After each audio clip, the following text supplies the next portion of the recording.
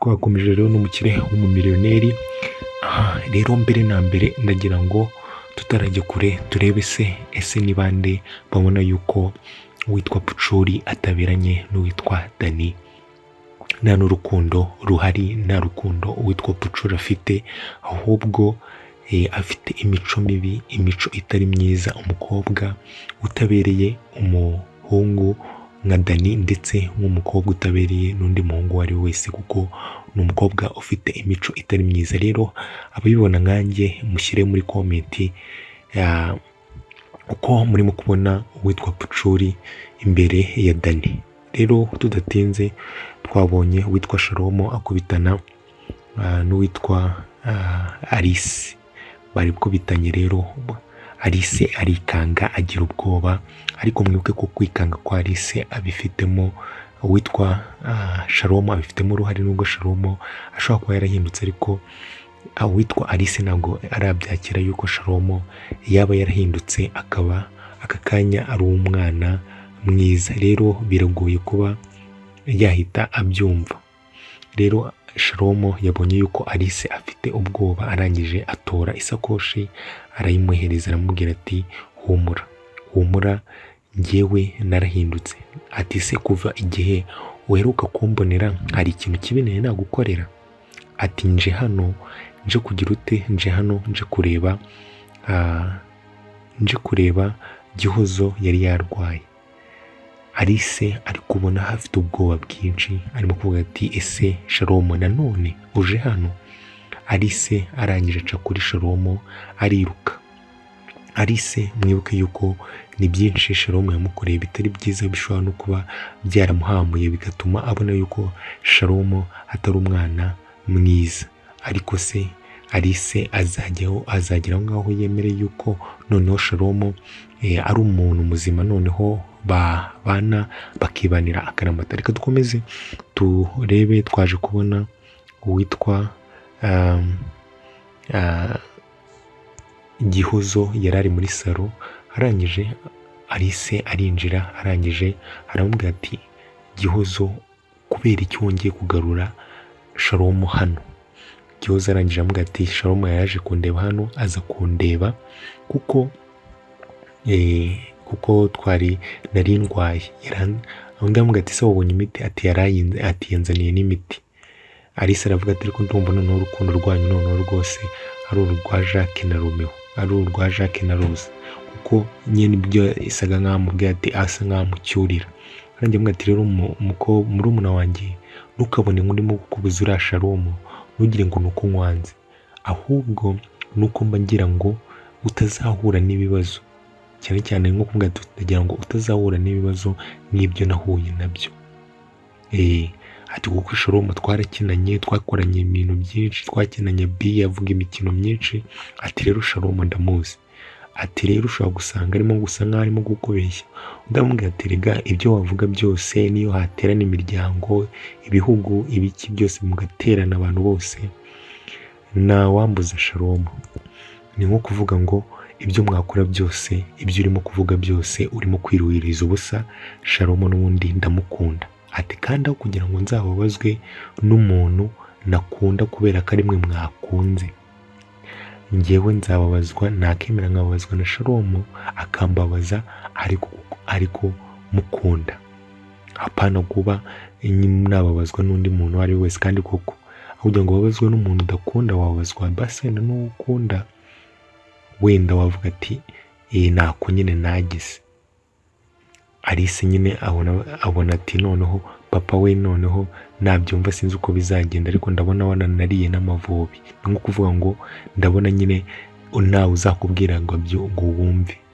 Uwitwa Gihozo rwose akuriragaho ku muhometso witwa Alice ati ibyo murimo kuvuga ntago mbizi, nta nubwo nshaka no kubimenya, nta nubwo nshaka no kubyitaho. Twaje kubona rero uwitwa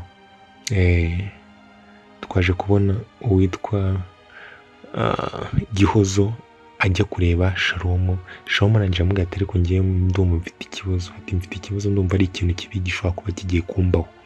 Ndamubwira ati nta kintu kibi kigomba kukubaho.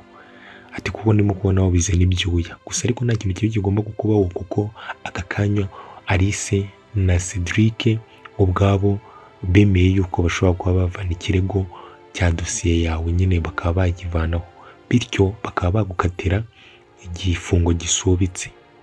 Igifungo gisubitse twabonye ko atari ukugufunga, ahubwo ni ukureba yuko ushobora kwitwara neza, icyo gifungo kikaba cyavaho, cyangwa wazitwara nabi bakaba bagufunga. Ati rero humura ntugire ikibazo, ati kandi nanjye aka kanya ngiye gufata umwanzuro, mpamagare papa mubwire yuko ngewe nawe dukundana. Ati niko bimeze, ngiye gufata umwanya mpamagare papa mubwire yuko ngewe nawe dukundana. Ati kandi ibyo bintu ntubingireho inama, muri make no kumubwira ati ntacyamagarika kuba ndi bukore ibyo bintu. Twaje kubona rero uwitwa Dani nanone ahamagara Pucura, amuhamagara arangije aramwitaba, arangije Pucura aramubwira ati nagira ngo ngusabe amafaranga, ngusabe nka faveri, ati natumije ibiryo kuko nari mfite umushyitsi, ati nagira ngo kadi yanjye nyine n'ikarita ya banki yapfuye, ati nagira ngo ubinyishyurire. Ati se n'amafaranga angahe? Ati 100,000. Mwibuke yuko n'ubushize yayamwatse 200 byo gukoresha ngo imodoka.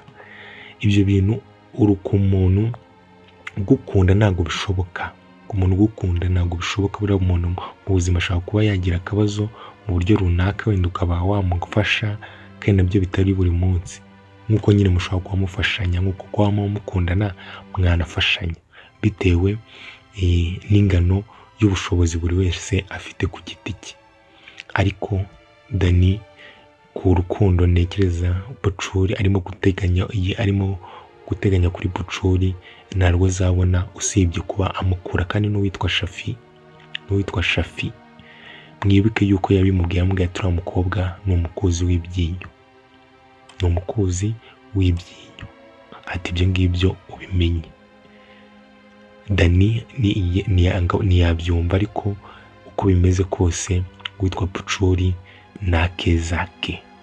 Twaje kubona rero Trisha yitaba telefone, tubona abwiwe inkuru nziza yuko kampani yabo yatsindiye isoko rya mbere mu gihugu. Bishobora kuba ubona yuko byerekana yuko kampani ya Cedric agiye gukomeza kwinjiza amafaranga menshi cyane, bityo nyine kampani ye igakomeza kuzamuka mu ntera, agakomeza kwibera umumiliyoneri nk'ibisanzwe. Rero nyuma y'ibyo ngibyo witwa Dani amaze kubona ibintu uko bimeze, yahamagaye mushiki we Alice ngo amugishe inama. Ni kumugisha inama nk'umukobwa nyine, ati kambaze wenda mushiki wanjye mubaze nimba nawe ariko ajya yitwara ku muhungu bakundana. Aramubwira ati rero nakundana, ati hari hashize igihe kinini nashaka kuba nshaka uburyo nabona umukobwa wasimbura Kami. Ati rero naramubonye. Alice arishima aravuga ati wow. Nawe ariko ngize ikibazo, muri icyo gihe tumaranye gitoya umukobwa amaze kunyaka amafaranga 300,000. Alice arikanga ati ngo uvuze ngo? Ati yego. Aterutse kunyaka 200,000, ati n'ejo nimugoroba rwose yanyitse amafaranga y'ibiryo. Ibaze umuntu kwaka amafaranga y'ibiryo none akakwaka 100,000. Alice arangije nk'umuntu mukuru aravuga ati ibyo bintu ndumva bidashoboka, ndumva ibintu bitabaho. Nimba ari nk'umuntu ugufiteho umugambi mukeneye kugirana kure, hagunegezaho kugira ngo akwaka amafaranga mwagakwiye kuba muyasevinga kugira ngo abagirire umumaro, abashe kuba hari ahantu runaka yabageza mu minsi iri imbere. Ati singiye guca urubanza ariko ubitekerezeho. Nuko mubwira tubitekerezeho, ari umuntu umeze gutyo, nimba kuko umukunda ikintu ugomba gukora umuganirize, nimba kuko ari umuntu, kandi kuko nyine amuganirize yumve noneho ikimuvamo, nimba kuko ari umuntu muzima yumve ikintu kimuvamo. Twaje guhita tubona witwa Alice yitaba telefone ajya kureba witwa Cedric. Twaje tubona witwa uyu nguyu witwa Sharomo ari ku muhanda, arangije telefone. Mwibuke yuko iyo witwa Aria ari we wayisigaranye. Arangije telefone irasona, arangije amuhamagara amubwira ati yumva aritaba ariko ntiyavuga. Arangije mbabona bavuga ngo bosi yitwa Shafi yaduhaye akandi kazi mabuja. Ubwo rero bivuga yuko byanga byakunda uwitwa Shafi aramenyekanye, izina ararimenye. Ese Shalom agiye gukora iki? Shalom, mukomeze mugire ibihe byiza.